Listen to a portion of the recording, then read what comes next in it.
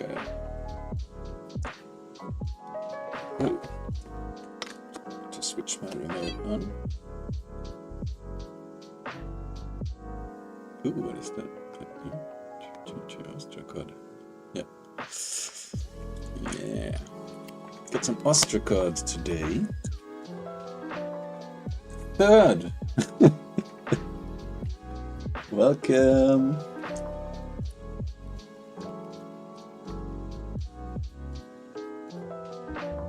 All right, so I would appreciate some feedback on the quality of the stream,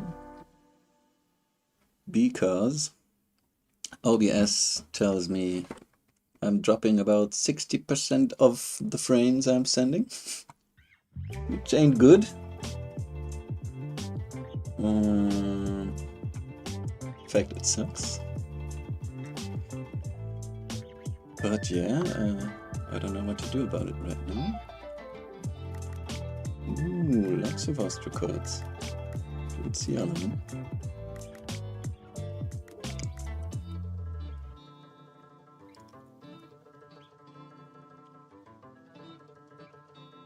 Okay.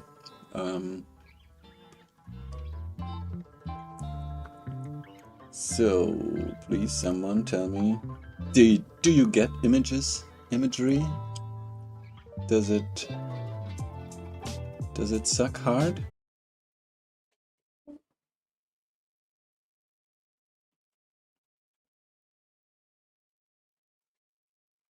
Okay.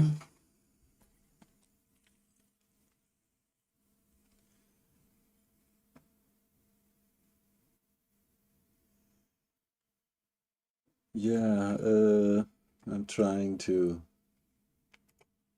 make it work. Did it get better? No, it didn't. No. God dang it. Dang it, Bobby.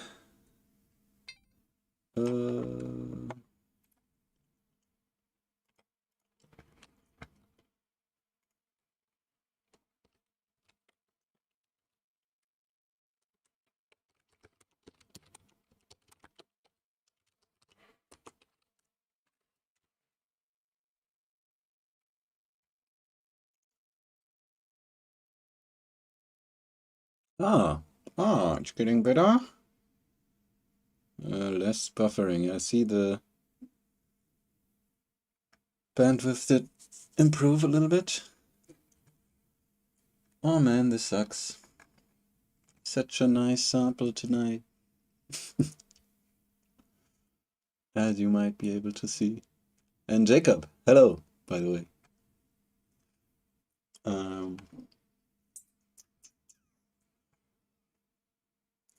Yeah, I need a better connection.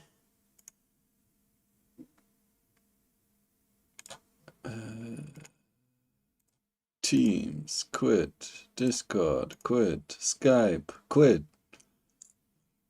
Lots better, okay? I'm still, well, better than before, but still terrible.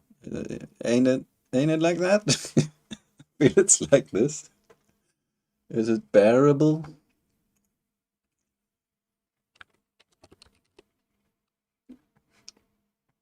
Oh.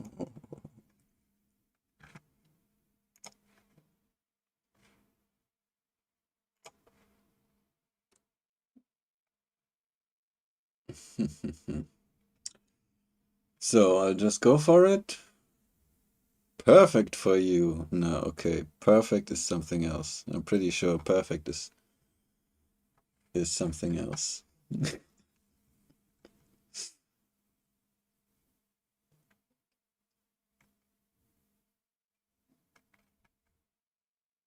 Yeah.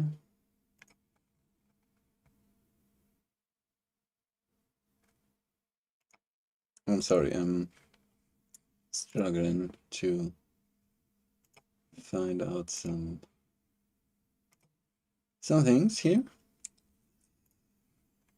Pa. Oh.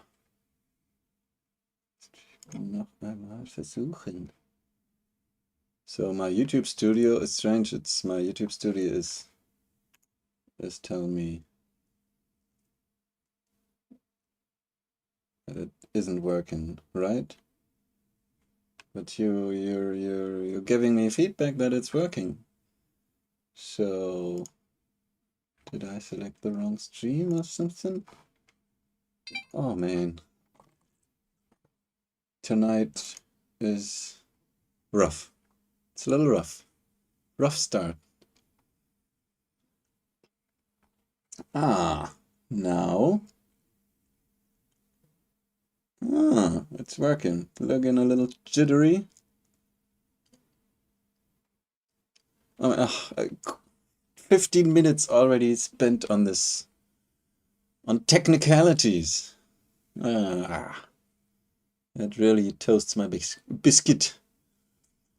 But, however, seeing that you now at least seem to get a picture, somewhat fluid picture, I'll turn the music back on. Should I risk it?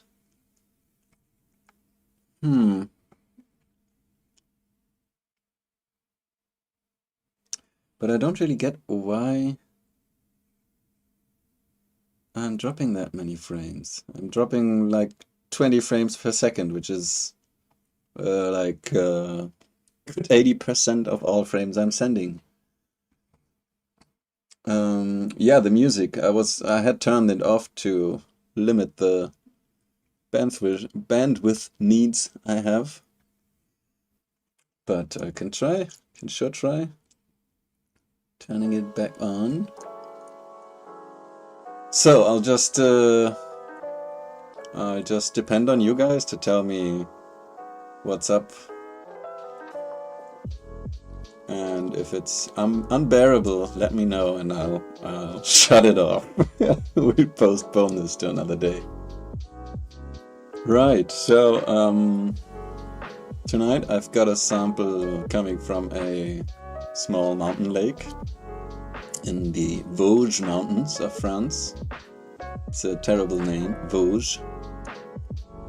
It's spelled like type in the chat, Vosges. Mountains. I'm sending 30 frames.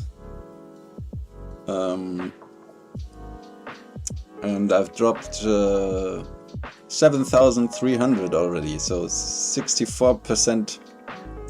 OBS tells me I've already dropped 64% of the frames I'm sending. So yeah, this is a sample from a mountain lake, smallish mountain lake. It's actually I think it's the drinking water reservoir for some of the towns lower in the mountains. Yeah, like I said, I'm really sorry. I mean, I can just halt the image, that way it's less apparent. It's just the little critters that are jittery instead of everything. At least it's not buffering, yeah. I mean, YouTube is telling me it's not receiving enough data for a fluid stream, but I'm used to that. I'm really used to that.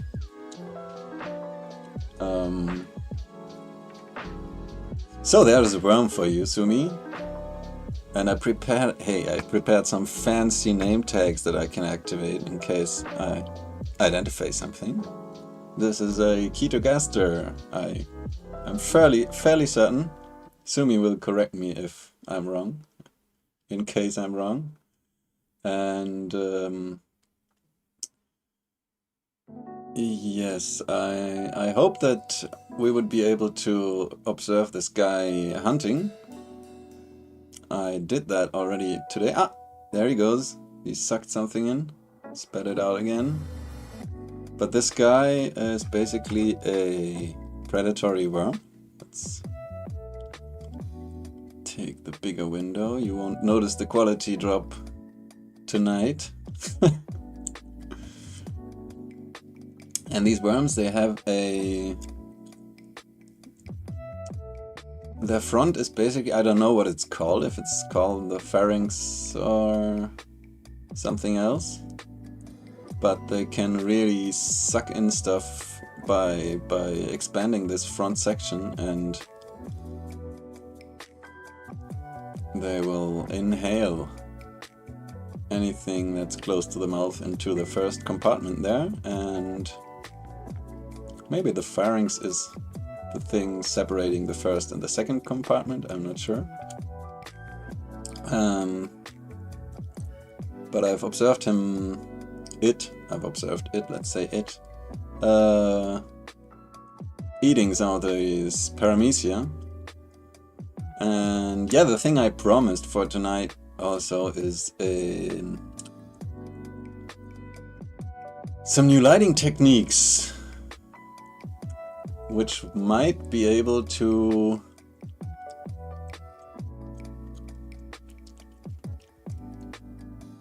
yeah, okay, from the same group as Ketogaster, but it's Ketogaster means basically belly bristle.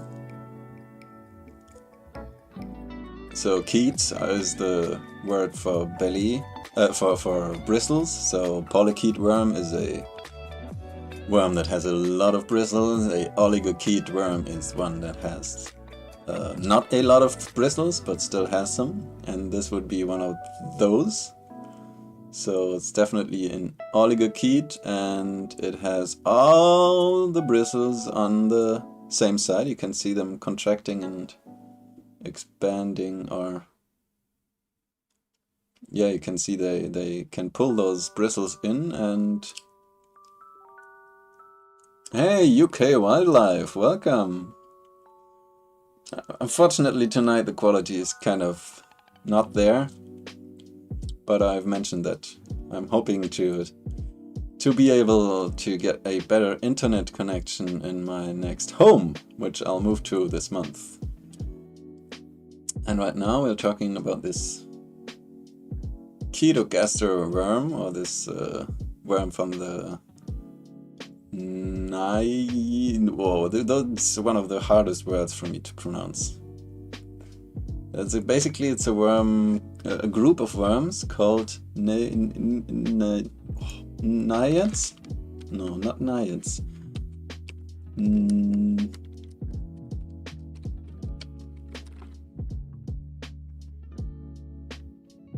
It's an annelid, and it's Naidinae. No, Naididae. Is that it? Well, in the meantime, he moved out of frame. There's another one.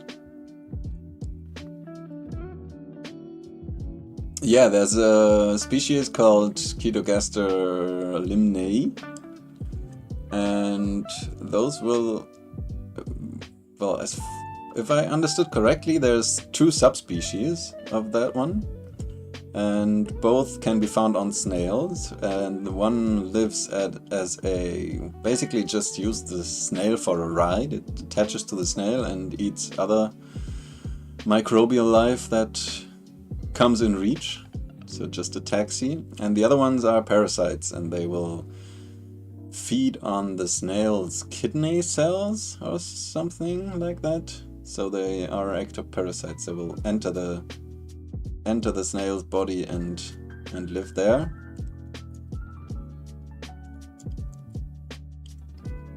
Anyways, I think they're predatory.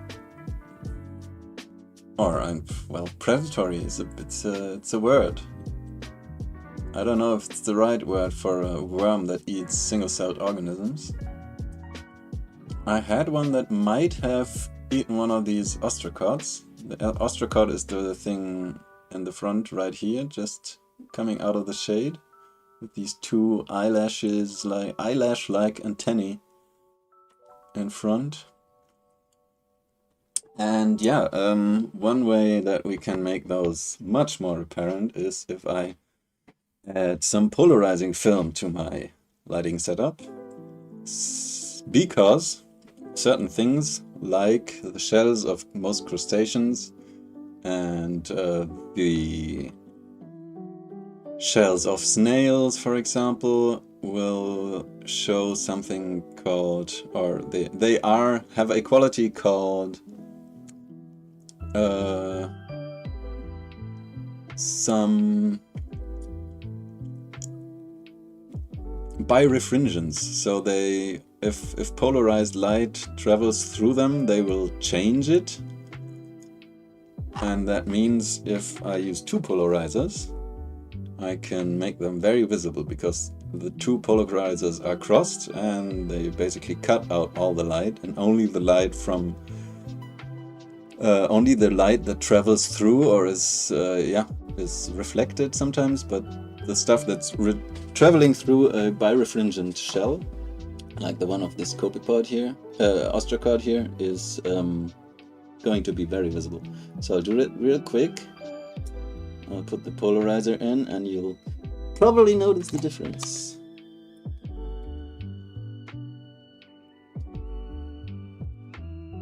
Boom.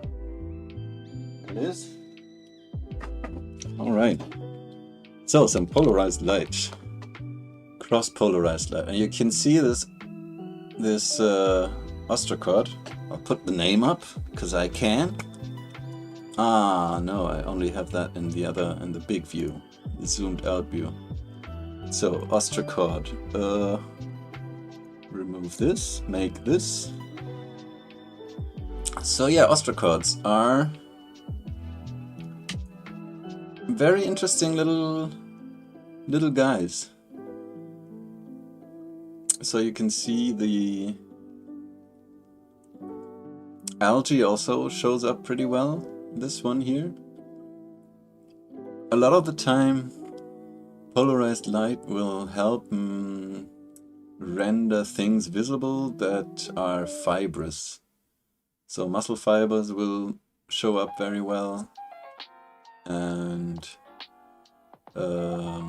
limestone crystals, or calcium carbonate crystals, basically, are famous for being very, very birefringent.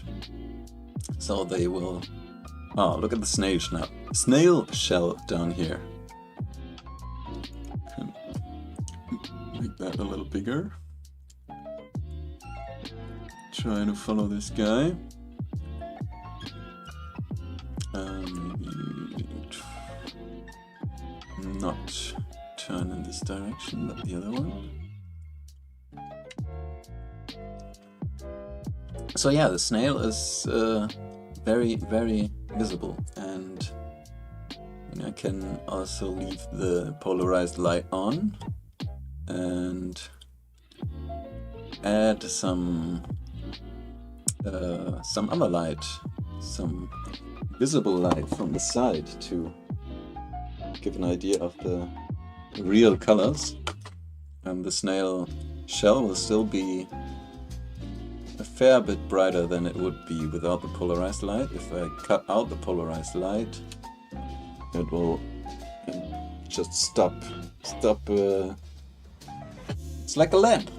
It's pretty cool, and it helps to find things like ostracods. It can help.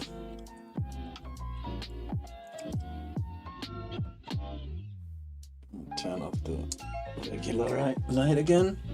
It also helps to get a look of the inside of some of these critters. Especially snail shells can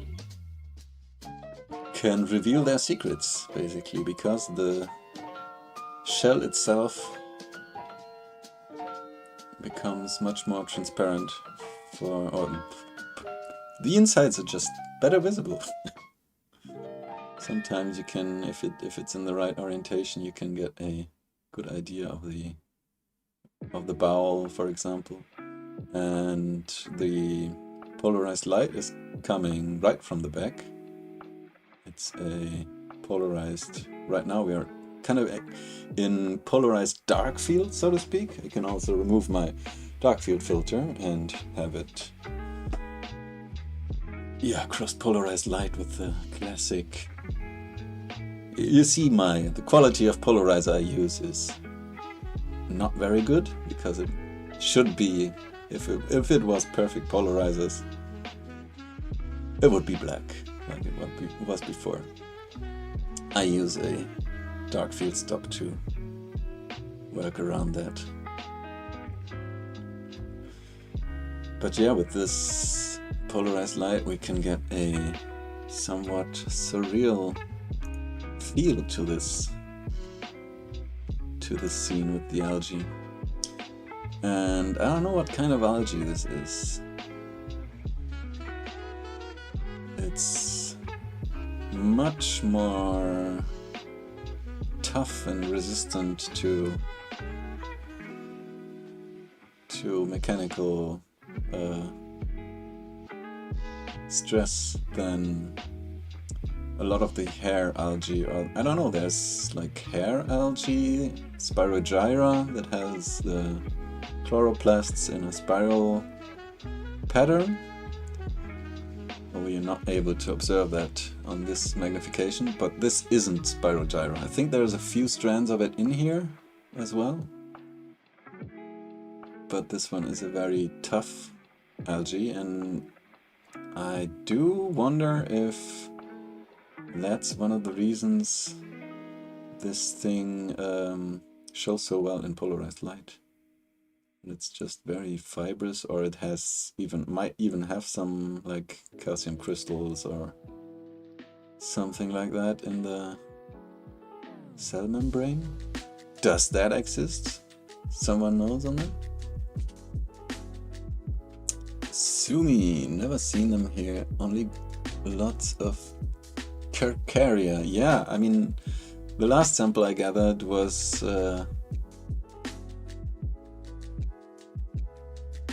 very rich in snails, and if I put them in here, they will shed their tertiary Cercaria, because they are in some strong light here. Here we've got the snail again.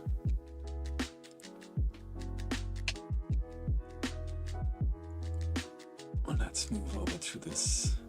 There's another ostracod, and if they are in the shade, so if they're not hit by this backlight, they are pretty inconspicuous. But if like some hide in the background, you can see them fairly well. So let's try and see if we can observe this wormy guy here when he gobbles something up.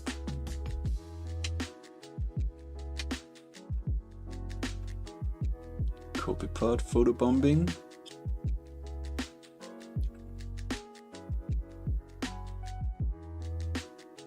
Again, did he just try to snap that up? I don't know.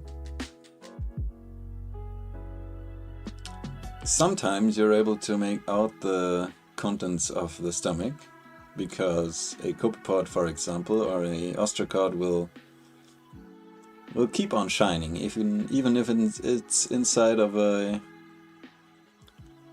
worm. At least before it's digested. If it's really Ketogaster is... Apparently it's known for having an acid stomach reaction.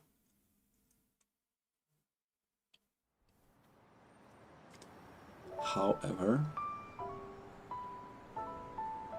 Yeah, I'm kind of bummed that the quality reaching you guys tonight is so bad. I see it. I see it over on my live stream window, and it looks horrendous. If you could only see the feed I see. I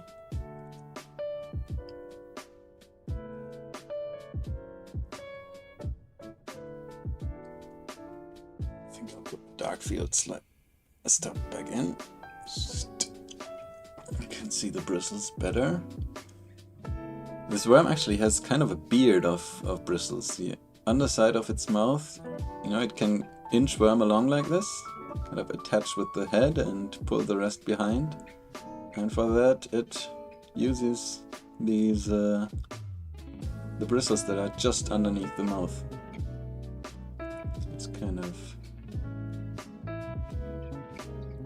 avoiding us. Oh, he just ate. I think he just ate. If the front part gets really inflated, usually that's a sign of him just having made a meal of something. This afternoon I observed him eating some of these paramecia. In case someone is here that doesn't know what they are, that's how you write them.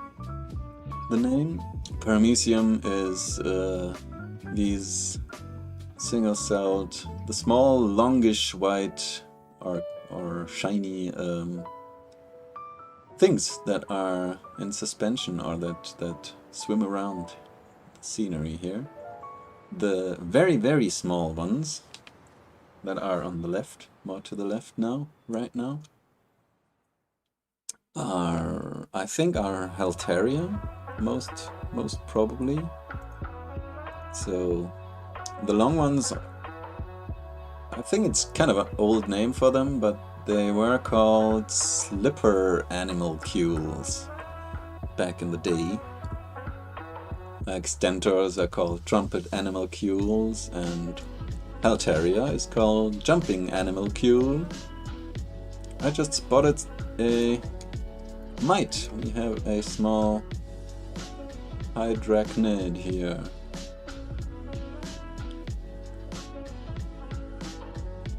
And something. Is that the snail? Yeah, it's the snail. But the mite is pretty opaque. It's hard to see, and it's on the back of the leaf right now. Let's try to get a look.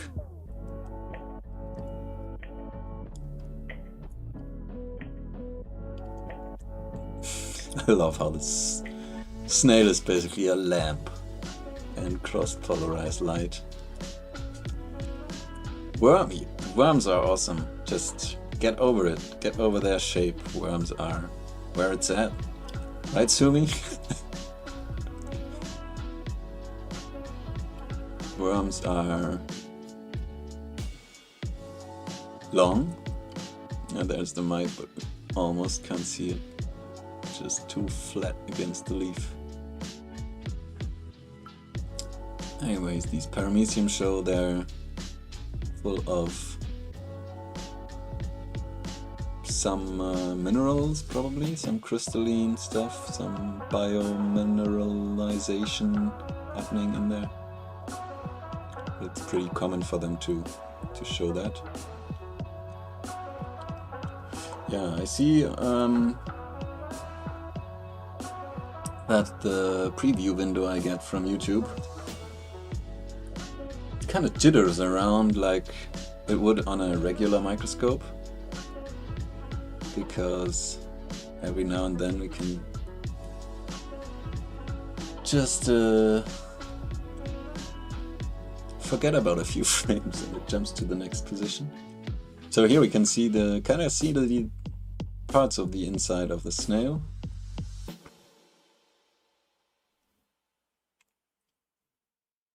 Let's see. Ooh.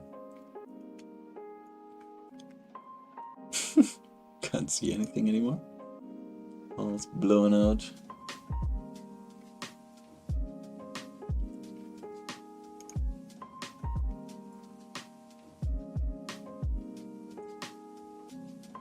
Okay.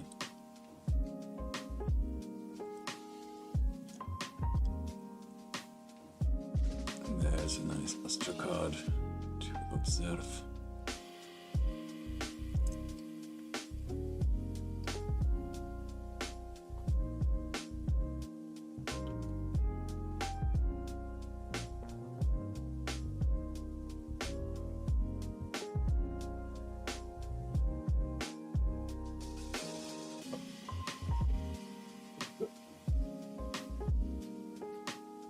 I think I'll remove the polarizer right now because it's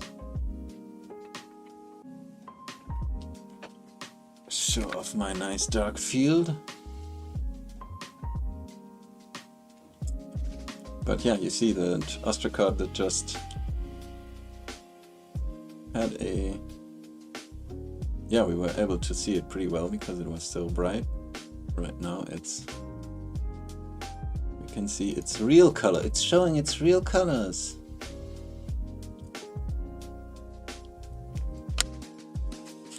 And if I look at the preview window, right now you're looking at the snail with the strong contrast that I tried for a small moment.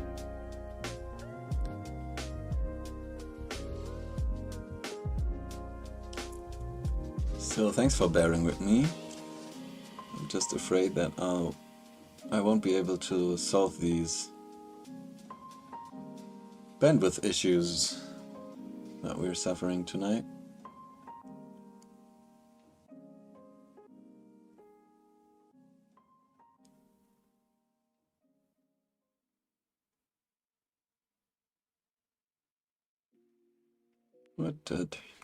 What did this one eat?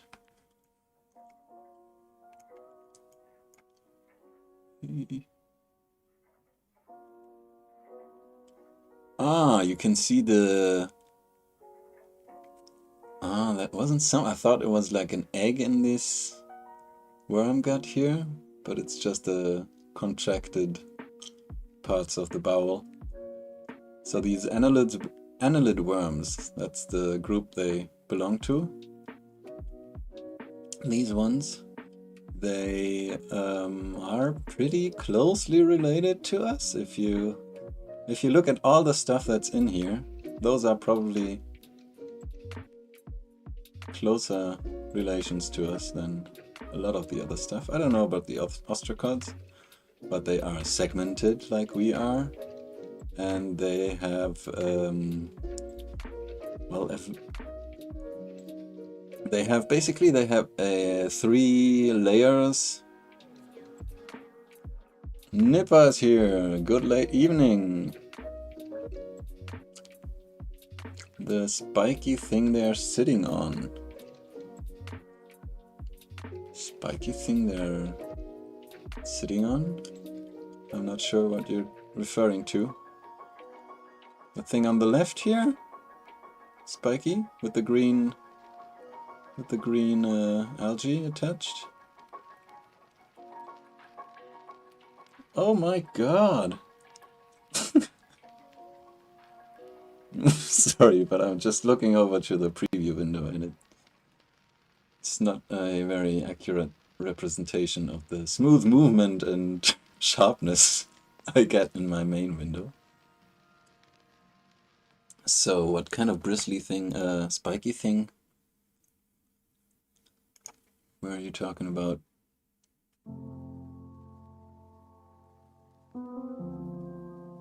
I'm sorry, I don't know. These, there are some algae here, some single-celled algae.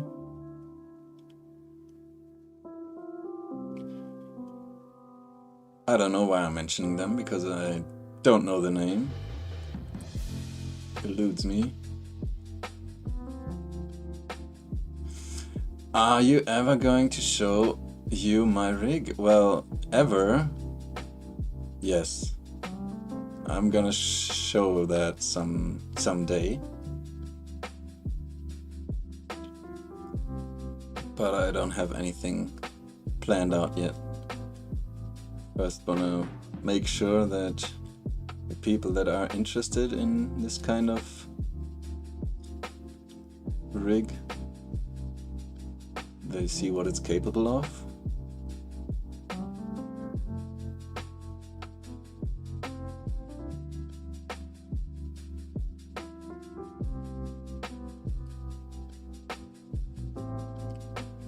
And to be honest, I'm a little ashamed of my camera. It's so ugly. It's a nice camera. It's a Blackmagic Pocket Cinema Camera 4K. Yeah, that's the real name. It's quite a mouthful. It's ridiculous, this name. And the camera itself isn't all that pretty either. It's a plastic brick basically. And with the lens I'm using on top of that, it's even uglier because these the high magnification macro lens I'm using is the layover 25mm, I think.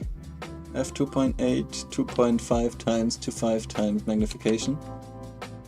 And it's an ugly lens, I'm just saying. It doesn't have a...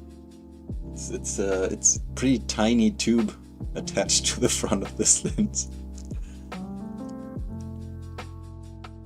Yeah, I think you're referring to this, to these things down here.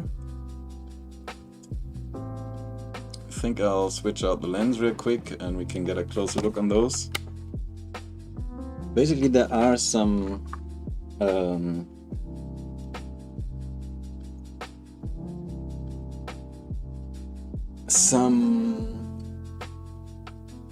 unicellular algae. Sorry, might be a little less loud over here when I'm changing the lens.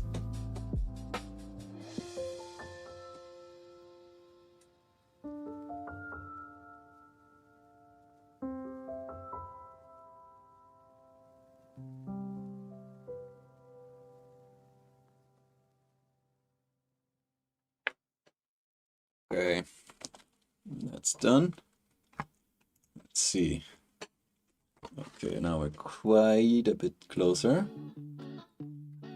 We see the Altaria, tiny guys, zipping around, Paramecium.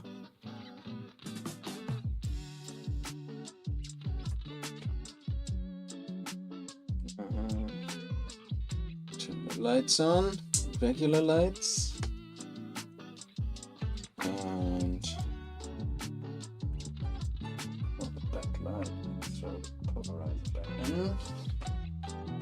a little more contrast going. So yeah, there's tons of fragments of filamentous algae. Ah, here they are. So I'm not completely sure if they're... No, they are not diatoms. They are this kind of algae. There's a kind of algae that is famous for having like gypsum crystals or something in the end and in the tips. It's called, help me out guys, it's called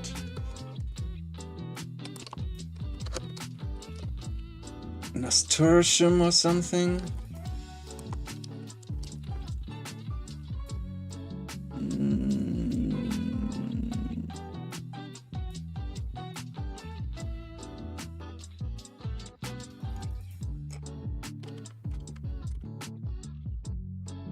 I'm sure Trick Truck knows what I'm talking about, and Sumi probably knows what I'm talking about. They have a very active cytoplasm, also fun to observe in.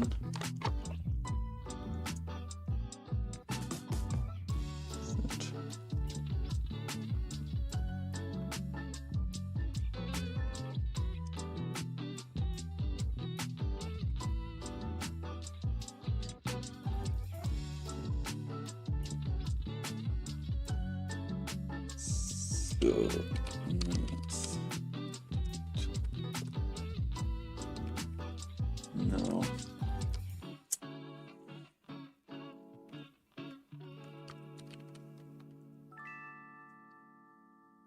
Maybe I make you a slightly more fancy. I'm changing a lens screen. Well, sure, why not?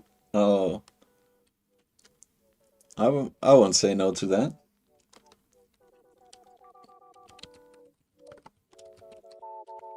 Anyways, these single-celled algae, I don't know. I'm really not sure what they are. I know there's something. Are they diatoms?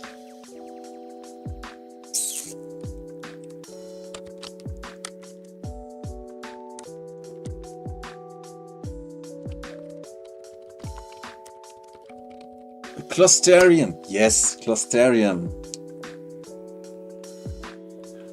Well, I don't know, it can get more fancy like that.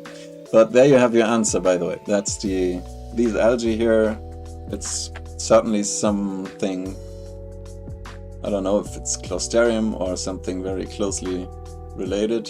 I would guess that it's in the same group. Even, I mean, the resolution of course isn't there, but I feel like I almost make out some of these crystals in the tip. The polarizer's already in there, that should help make them visible.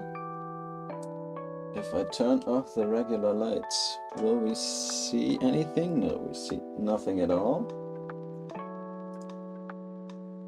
So, turn that back on. Yeah, there is a huge delay in replies. I'm aware of that, because basically YouTube is very, very thirsty for the data arriving, and I think it kind of thinks, well, maybe there's more. I'll wait a little bit and see if there's some more data coming in. Let's get a little deeper in. Oh no. To turn my focus on. Ugh. So, already turn to the bigger feed so we see something here. Whoa, what was that?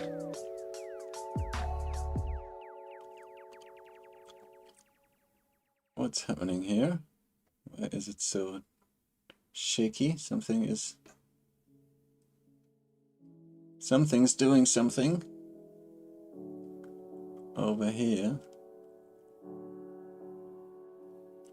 Caden, hey! Yeah, I remember you.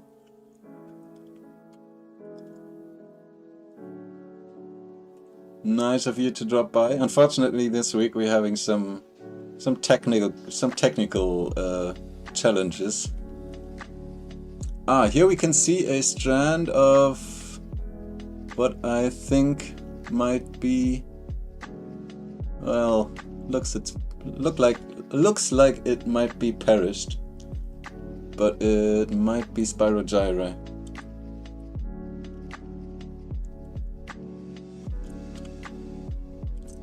Several hours, but not streaming, just microscopy. Flatworm histology, I assume.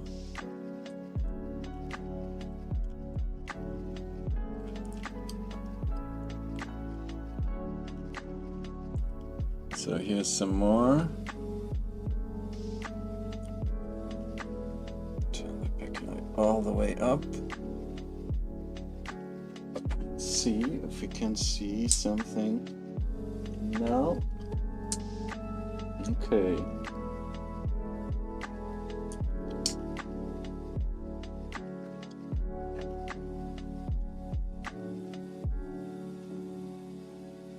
Yeah, but it's very mushy tonight. It's not the quality I like to produce. We should see if we can find one of these ostracods again, though.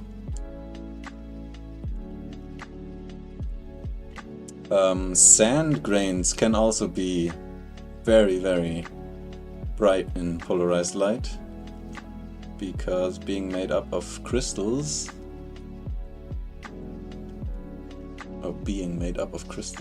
some of them simply are crystal pieces.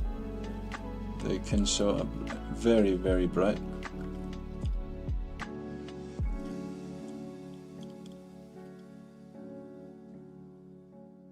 Is that a...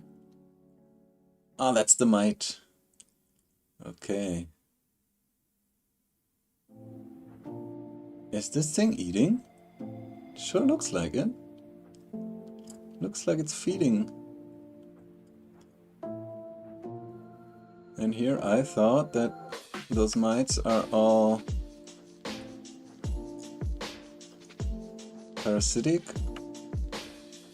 or predatory.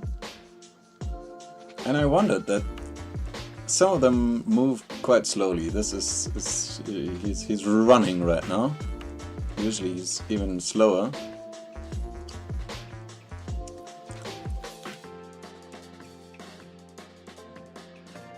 And the image quality isn't really there. There's a copepod.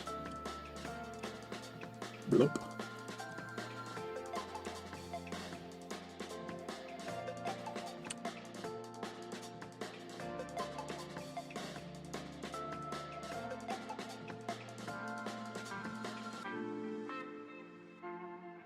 Snail.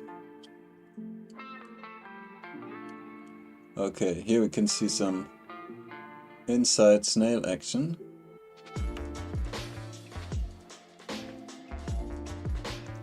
Weird.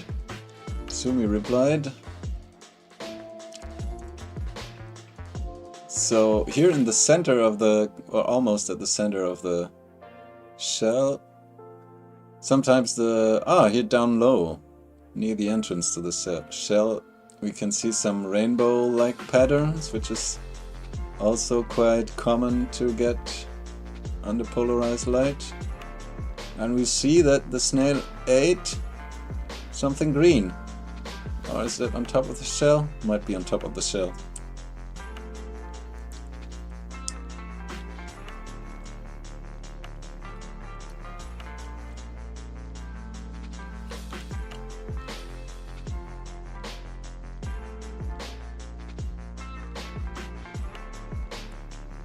But yeah, I was looking for an ostracod, actually. I always get distracted if there's other critters.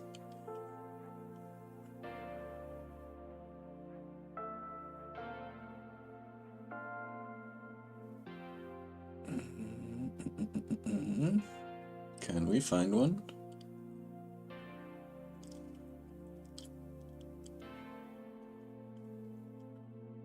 You should. If there is one, it should be fairly bright because I'm back in polarized light. You see, sometimes there's just something that is so birefringent that it shines like a torch, and it fools you. It can really fool you.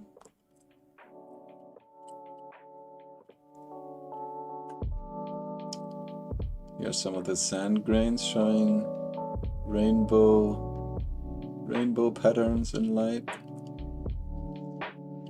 That's the snail again. Turn the speed up a little bit and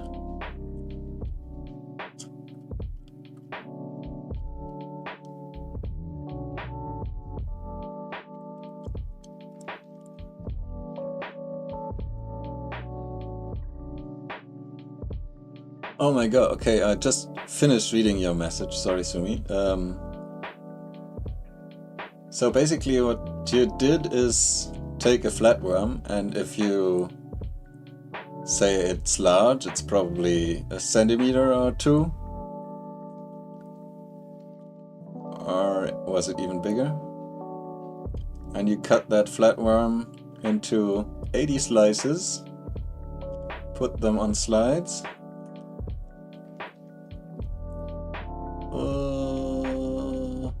What am I doing? We're back at the snail, okay. Oh, I'm having some trouble finding an ostracod with this magnification.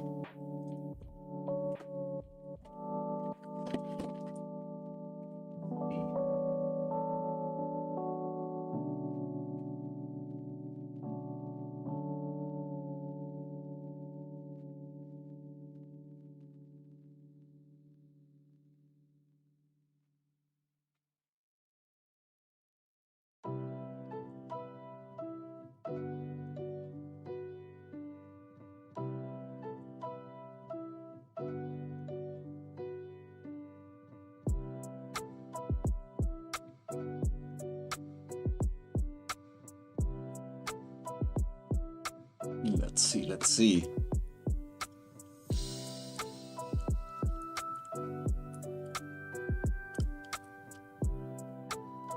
Yeah, that's the typical clusterium shape right here, the half moon. That would be the most common form.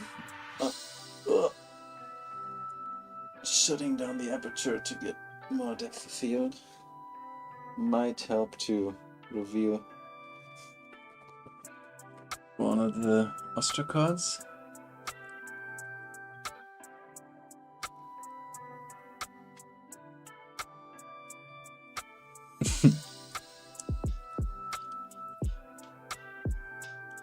Nipper, I don't think they do horrible things to Sumi.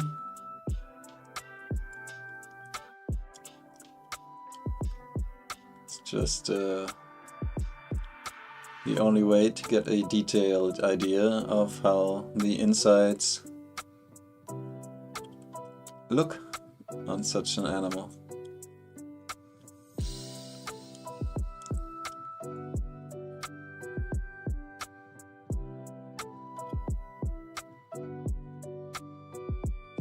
I want an ostracod.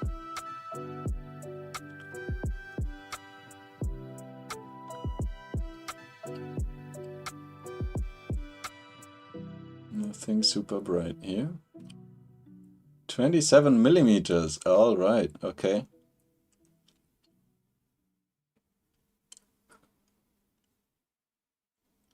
That is big for a flatworm.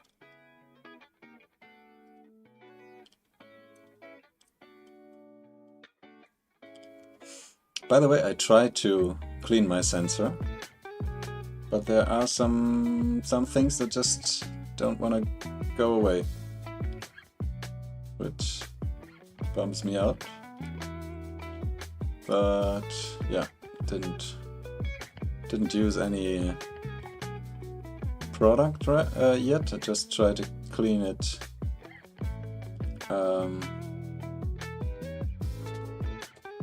It's a snail again, oh my god. Too many snails. But yeah, it's small enough to get a transmitted light image and polarized light, which is kind of fun.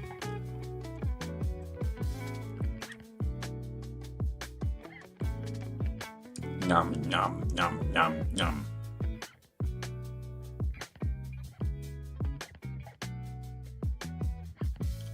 Munching away on these algae.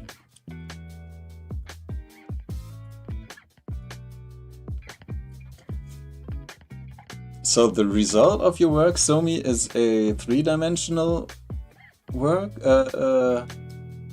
model with all the slices being like the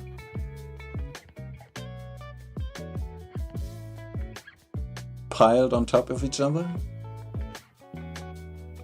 Tanks for nothing. Oh my god. Oh my god. This tank looks like isn't a tank, it's a test tube, which enables me to do some fancy stuff. It's just that you need a lens. I think you have one of those. I use the either a regular 1:1 reproduction scale macro lens, or the snail just pooped, or the Laowa 2.5 to 5 times magnification. And if you use such a lens, you can make the inside of a test tube look pretty big. But yeah, I'm suffering some bandwidth issues tonight. I basically already dropped, by now I've already dropped 61,450 frames. 522, 26, 55. I don't know how you are getting an image even.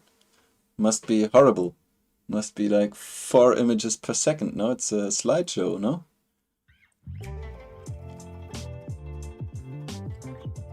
I'm really sorry about that. But I can't help it tonight, apparently.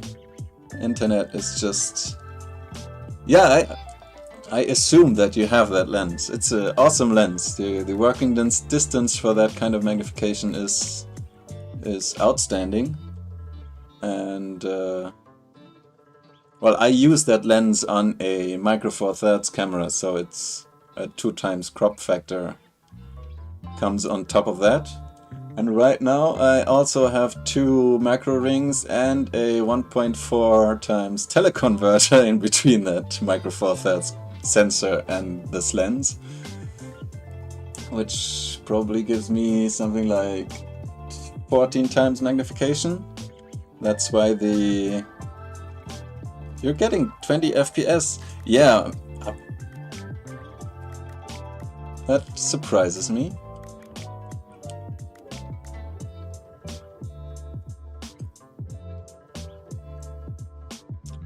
Ah, okay, only 2-dimensional image of the things.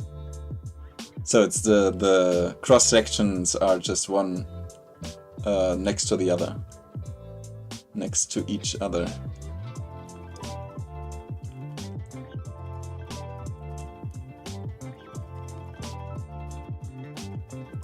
Yeah, but the depth of field is really suffering if you use that kind of a setup. Not that it matters tonight with the low... and the Ostracod does me the favor of just showing up by itself without me having to look for it. Or after I looked for it.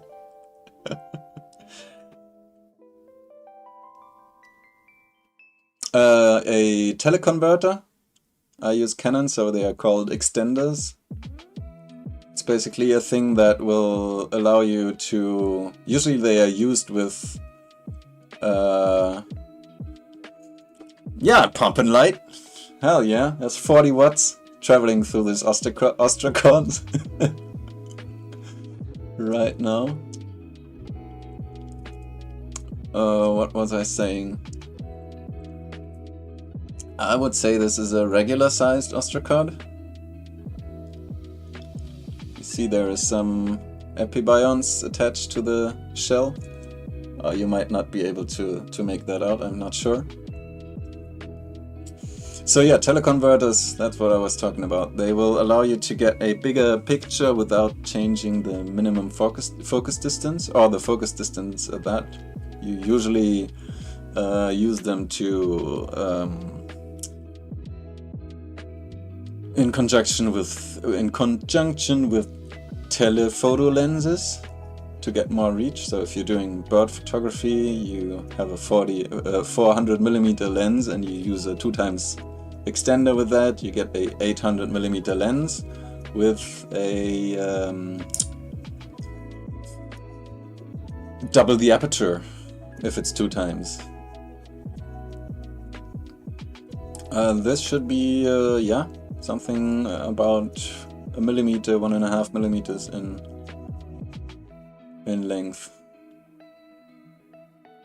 It's small. It's really small.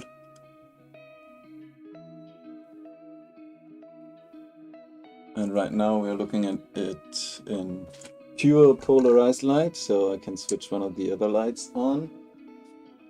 Both other lights on. And take out the polarized light, so you get a image somewhat darker, but I can put the dark field stop back in to get more contrast.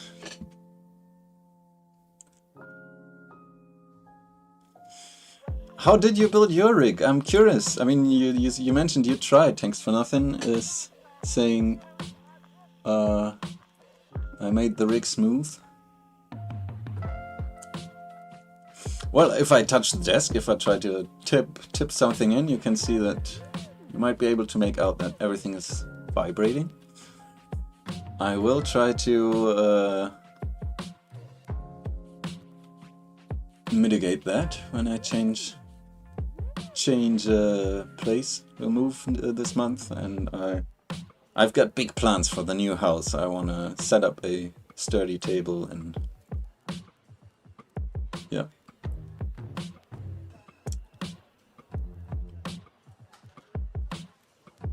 Whoop. And he's gone. Okay, but we got our ostracod. That's nice. Didn't see the thing they're famous for. Journey to the Microcosmos made a video about ostracods and how they have giant penises for their size. Apparently a third of the body length is penis in these guys. So, I'll change the magnification again because it's just, yeah, it's a little mushy here. And I'll be right back. Just reading the chat.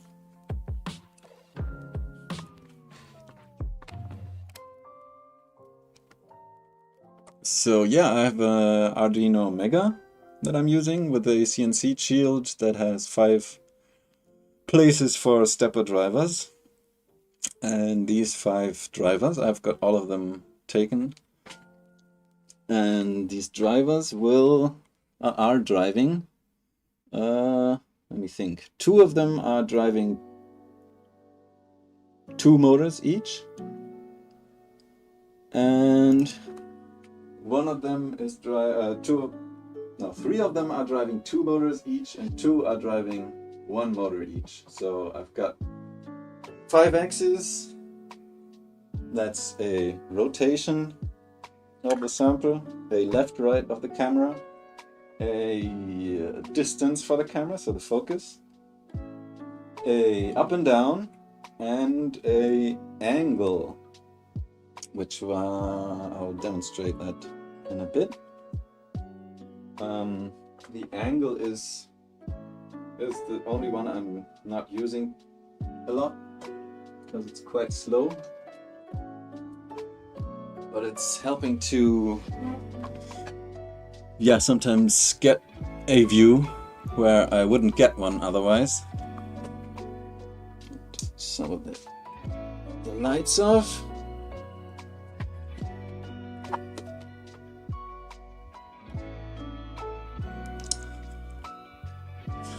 Well, out of your depth, I don't know. It was my first Arduino project. It's took some getting familiar with this kind of stuff. I had some people help me code it. Angus, he's here.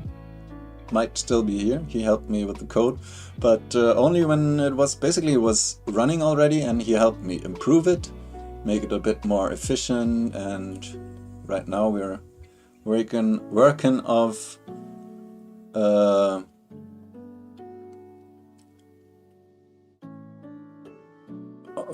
on some neat improvements. And yeah, I'm using a FlySky FSI6X, I think that's what it's called. Remote control that's meant for model airplanes. Has 2 joysticks, 2 potentiometers. But Snail back there is really blowing out. It's that bright. Can remove the dark field stop maybe? Oh no, we get some rainbow banding here in the background. The light source I'm using is kind of shitty. It's a Ulanzi Studio Light, 40 watts, LED bi-LED chip, so you can choose the color temperature. But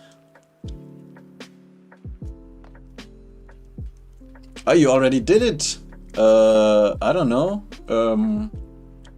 Are you in any Discord like Father Fish or Diet Toms or Sumi's General Microscopy Discord by chance?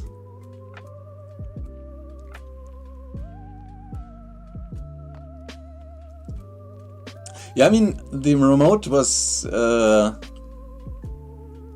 it's kind of a must, because without it, sorry about that. That's my dark field stop. It's on the end of a wire. So it's very shaky. But the remote is a must, pretty much a must, because, I mean, how would you be able to tell this thing what to do without touching it and making it shake? That's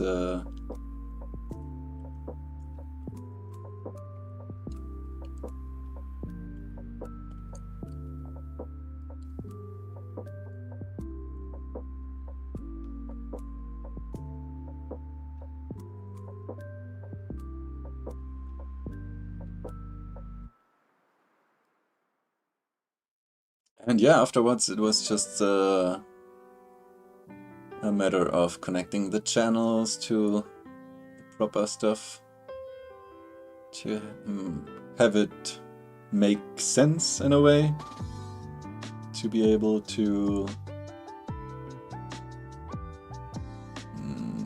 intuitively almost control the motions.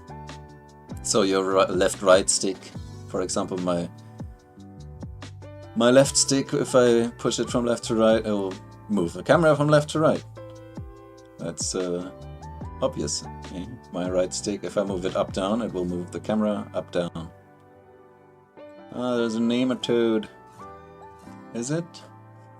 Yeah, I didn't finish before.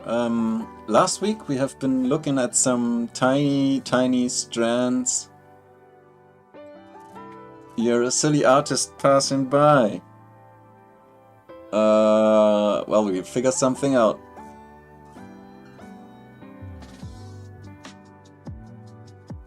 How there is so much depth in this shot.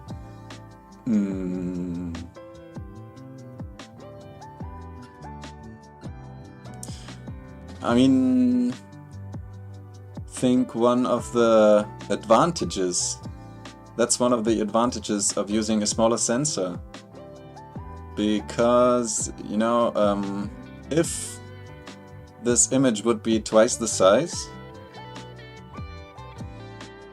if it was twice the size, the depth of field would be half that.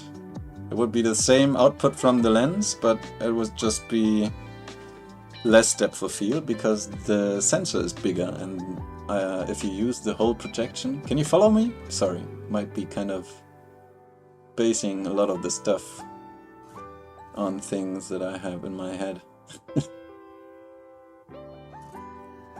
But yeah, when I bought the camera, I basically told myself, I thought of it this way. I thought if I had a small sensor with with very densely packed pixels, I could I don't have to do so much magnifying optically beforehand. The lens doesn't have to work as hard.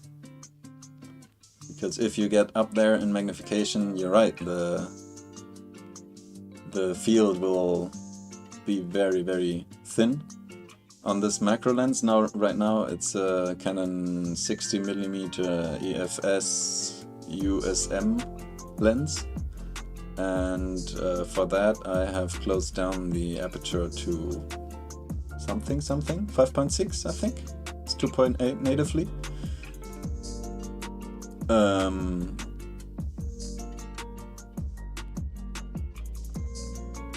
Well, its sensor size is kind of a brain fuck, to be honest. Well, APS-C is almost the same, so I've got a 2x crop factor. APS-C usually has 1.6 or 1.5, depending on the manufacturer, I think. But the layover is kind of a... It's tough to find the sweet spots. I mean, the performance it showed for me tonight, for example, I'm not immensely happy with that. It wasn't really that sharp. But, I mean, using it as something, as a tool to get 15 or 14 times magnification is, yeah, it's pushing it. It's pushing it beyond its limits. But one thing that's kind of important also is that for video you don't need as much resolution as for photography. The information content also comes from just having one frame after another, so if something is...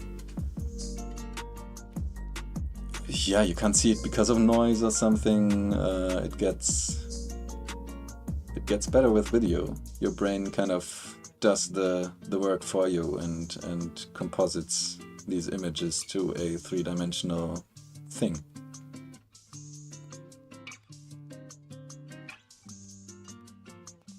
A lot of people do use stepper motors and just one axis for distance. I started actually with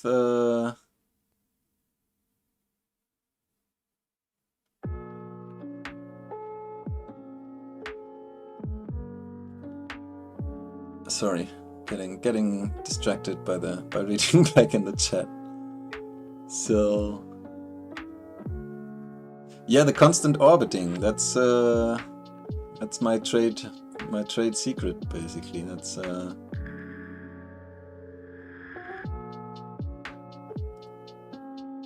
That's why I don't show my machine to anyone, because I think I'm the only one able to do this kind of, get this kind of high resolution footage out of a spinning jar. That's what it is basically. It's a test tube that's spun very slowly.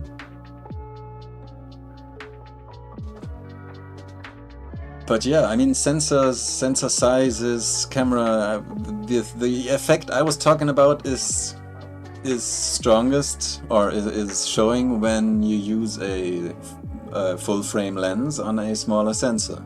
You have the lens with all the settings for full frame sensors, so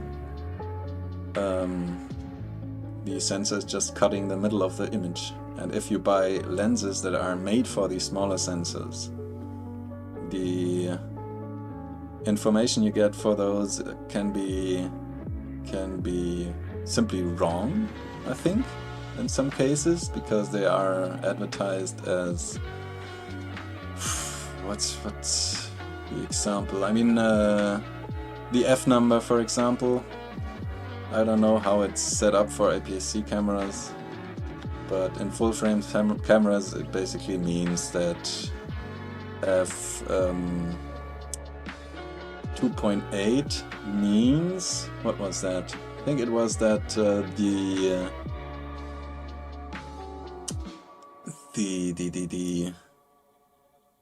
aperture is 2.8 times smaller than the sensor in area. So that tells you the amount of light that will arrive the sensor.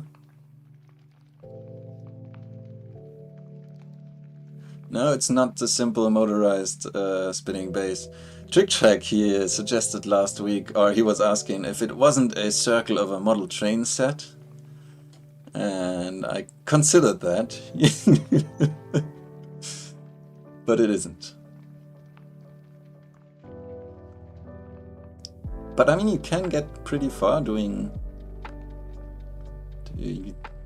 it in other ways. I mean, even on the compound microscope, where the axis is fixed, up, down, just straight. Yeah, that's the thing, and there's no distortion. That's where you... I'm sorry, but you have to keep on guessing how I do this. A GH6, yeah, that's also a Micro Four Thirds sensor and a 2x at 4K 120 frames with 1.5x crop. Yeah, sounds good. I'll check out your channel. I assume you have one. Thanks, TrickTrack. I appreciate it.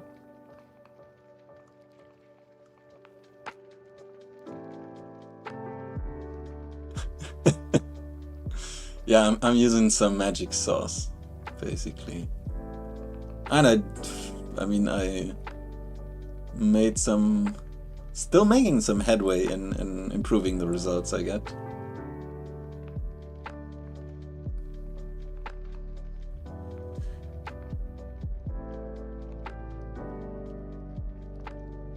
So, yeah, I mean, for the change lens screen, if in case you're still here, Bilemunguin, I can make a temp mail account, or where do you, I mean, if you're an artist, you gotta have some output somewhere. Where do you publish usually? That's your choice.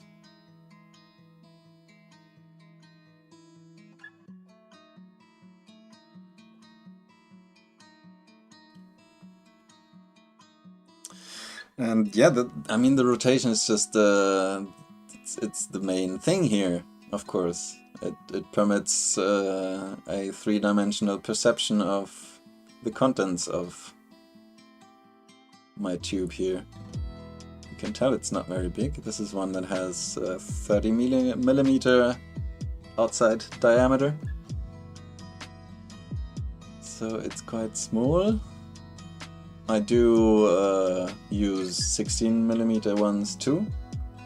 And I'll get some, oh, how big were they? 70 millimeter ones soon. So really big ones. And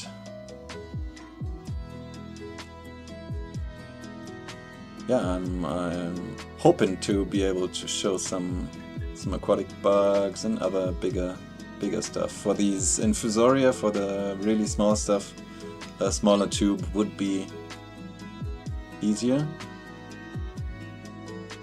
I think the quality I would get would be maybe a tiny bit better. But yeah. Yeah, go ahead, you start a new channel for Pond Life. There's not enough. There isn't a whole lot of Pond Life channels out there. Ah, yeah, you can just go to the Father Fish Discord and you can DM me from there. My username there, well, you can find it in the Resurrection Jar subserver. That's where I usually share when I live stream. I think I'm called non-existent.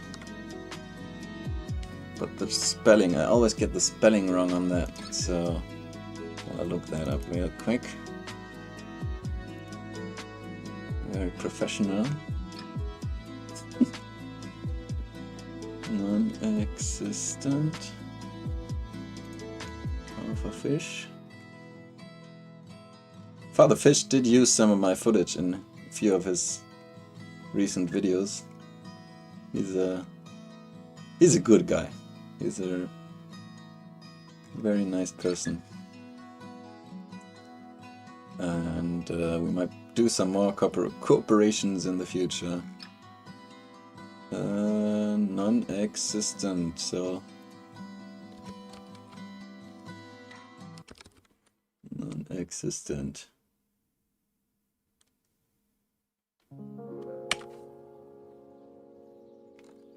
So that's my username on the Father Fish Discord.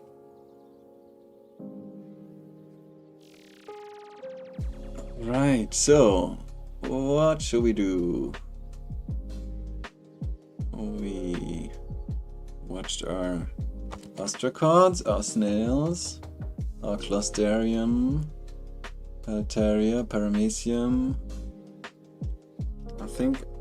I mean, it's getting late, but I'll do a really quick sample change. There is one other sample, or one other tube I made from the same sample, rather. That has some cool stuff in it. Not a lot, so we won't be busy with it. a long time.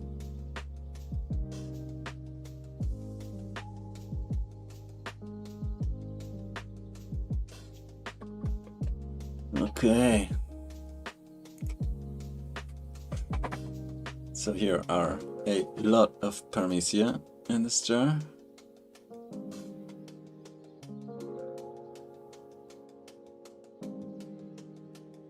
Love them.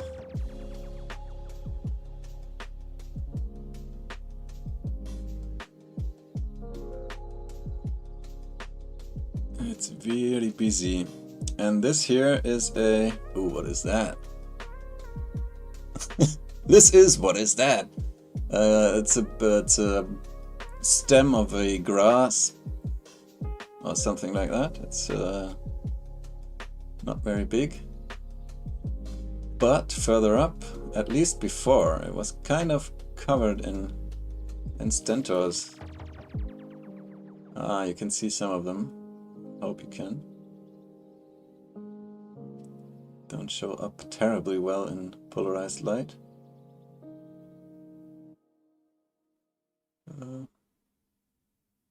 My field.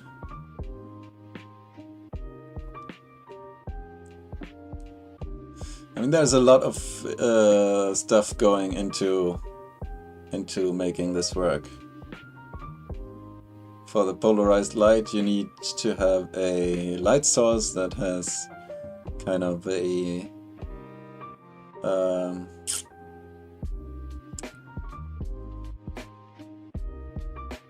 that isn't chaotic in its light emission. Needs to be kind of bundled light, lensed light. Oh, there's another one of these worms, and I'm not sure, but do we see some stentors inside of him? See some dark spots? Just detect something.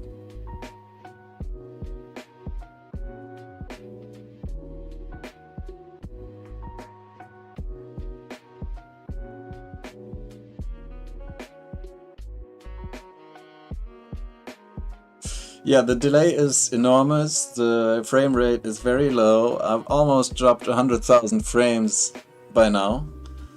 But I mean, you guys are all still here, so can't be that bad, eh? Although I'm gonna call it quits soon. I mean, just wanted to show you this because it's so awesome. Gotta love stentors. It's one of my favorite microbes. Because it's one of the ones that are big enough to observe it with my setup, which isn't true for a lot of them. And apropos, like I mentioned earlier, and I think I mentioned it twice already, but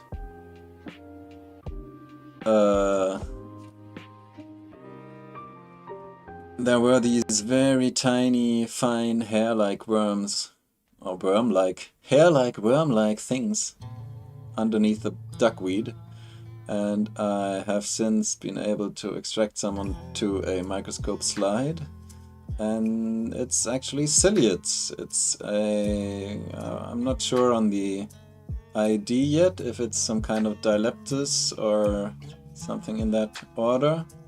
But it's a kind of ciliate that stretches out long, very long tentacles. It likes to hide somewhere and stretch out these tentacles. So I'm reading back in the chat.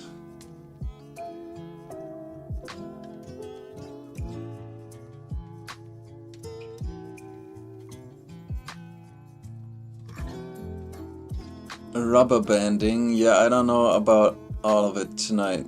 I can tell you that right now I have a pretty constant bitrate around 800 kilobytes per second, which is kind of ridiculously low.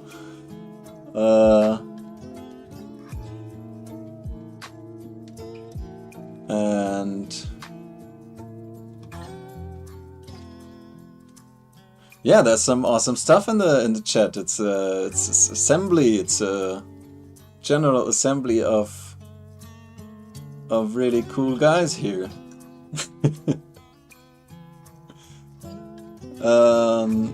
So, would I reckon if it's worth getting a...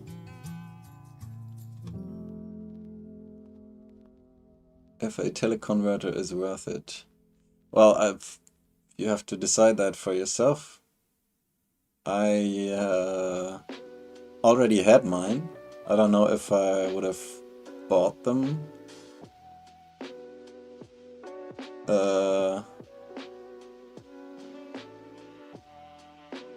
I mean, if you already have a smaller sensor, that's kind of it's almost the same effect.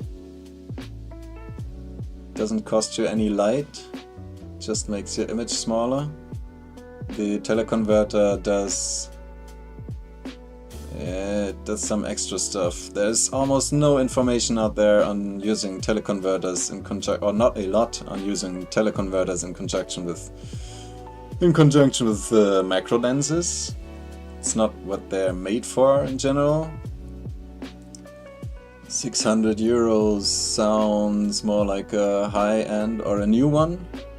I buy almost all my stuff used with a teleconverter. Super long ciliate, sorry, trailing off again. Let's go up to the standards again. But I would say it's longer than, or at least the same length as a fully extended stentor, Carulius, so several millimeters. Oh, they're all scared of something. So there are vibrations. If the stentors are contracting, it's a sign that there are some kind of vibrations.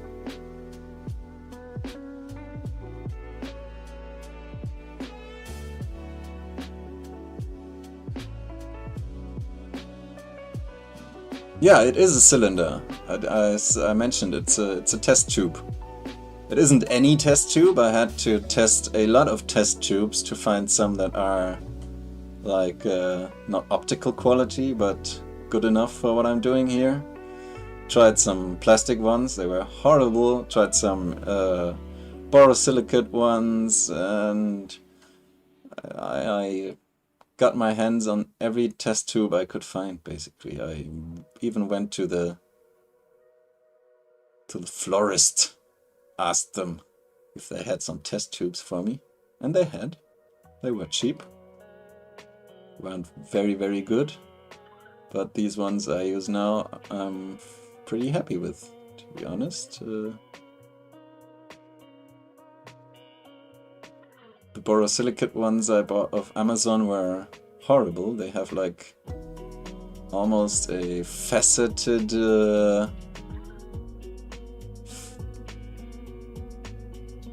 inside.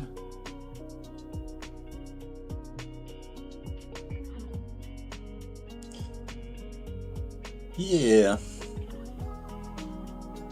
The illusion was momentarily broken. Well, I'm not trying to do an illusion, I'm just... what is that? I mean, there are some things on the machine that I haven't perfected yet. Really should build something to help me center this tube. It's gotta be fun to just sit and twiddle with the controller, yeah? I mean, can't... I would be lying if I said it wasn't fun. And that's what I built it for, basically. And yeah, I'm saying basically too much. It's something I noticed after my last stream. I think my laughter has made those stentors contract just now.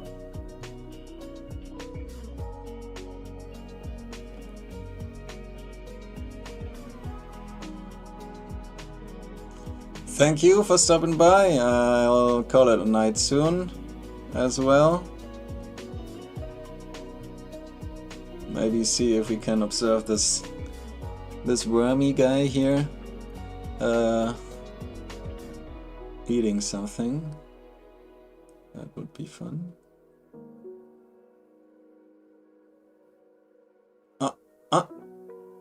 That was it, wasn't it? I think that was it. He just swallowed a stentor. Let's look at it from the side here. Yup. I'm calling it. This guy has a few stentors in him already. Get him in focus, please. Thank you.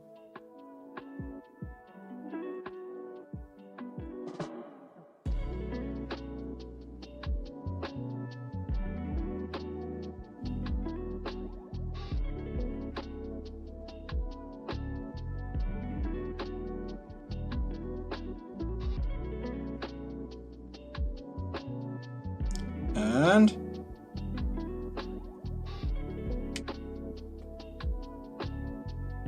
he's looking for something to eat, I'm quite sure. Some crud on the glass. So the last axis I wasn't showing before is this one. You can only tell by the background changing because it's moved so slow. Back.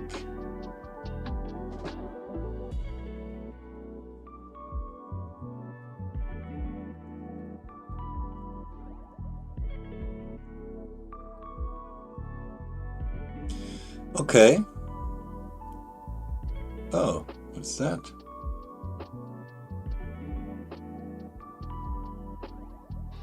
That looks like a part of a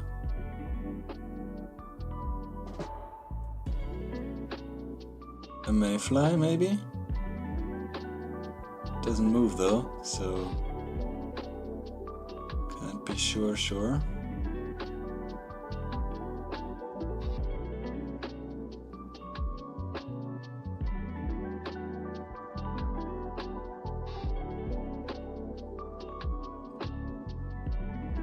Okay, I think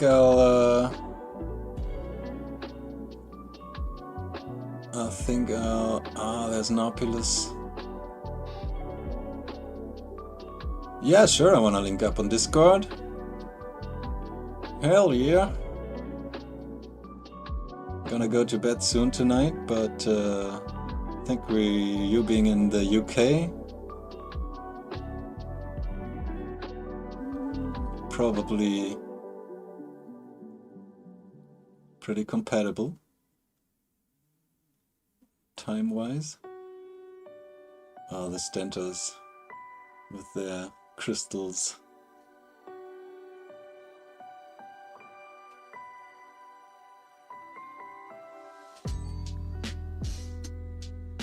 You haven't really run into anyone that's into this stuff? Except for you and me and the 8 other guys that were here tonight? We'll see. I think a lot of people would be interested if they knew it existed. I didn't know it existed like a year ago. About a year ago this all started for me. Bought my microscope and a regular microscope compound. But yeah, I think I'll call it night. And I'm not sure if I can make next Sunday. I'll try to. But yeah, I'm not making any promises. Sorry about that. Yeah, it's over for tonight. Goodbye. Thank you so much. What's the word I'm looking for? The word I'm looking for.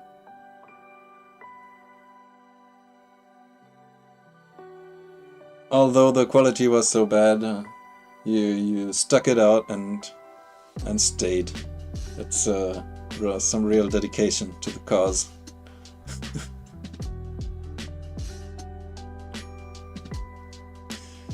So yo, thanks for nothing. How do you wanna link up on Discord? Just, I don't know, on YouTube?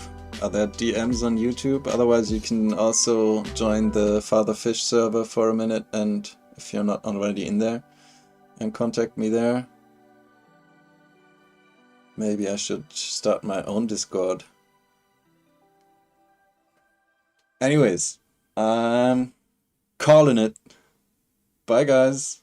Thanks for watching. Thanks for stopping by. See ya next time.